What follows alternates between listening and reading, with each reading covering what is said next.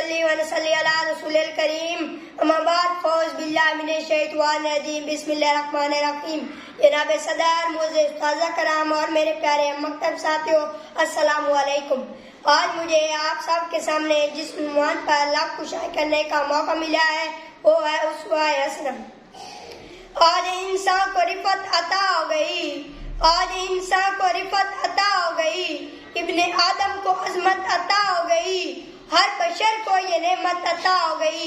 آج انسان میں خیر البشر آ گئے۔ جناب صدر اور حاضرین محفل، آج میں اس عظیم ہستی کو اپنا چھوٹا سا نذرانہ پیش کر رہا ہوں جس کا نام زباں پر آتے ہی اللہ تعالیٰ اپنی رحمتوں کے پھول برسانا شروع کر دیتا ہے۔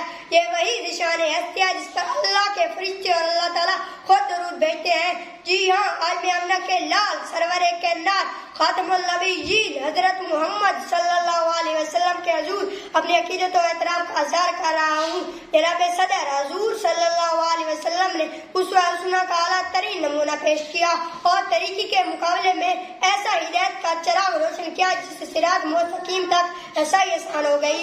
حضور صلی اللہ علیہ وسلم کی زندگی پوری کائنات کے لیے اسوہ حسنہ ہے۔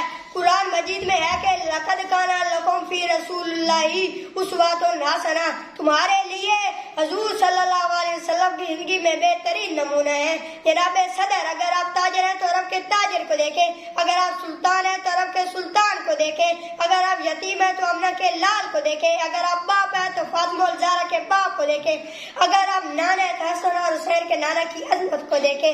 میرے دوستو، آپ جو بھی اور جس سال میں بھی ہیں، حضور صلی اللہ علیہ وسلم کی زندگی ہمارے لیے بہترین نمونہ ہے۔ اگر آپ حق کے متلاشی ہیں تو آج ہی رہبر کامل حضور صلی اللہ علیہ وسلم کی جانیہ ہدایت پر عمل کریں۔ خدا کی قسم، خدا کی قسم، یہی وہ راستہ ہے جس پر چلنے والے صرف ایک ہی ذات سے مانگتے اور ایک ہی ذات کے آگے جھکتے ہیں۔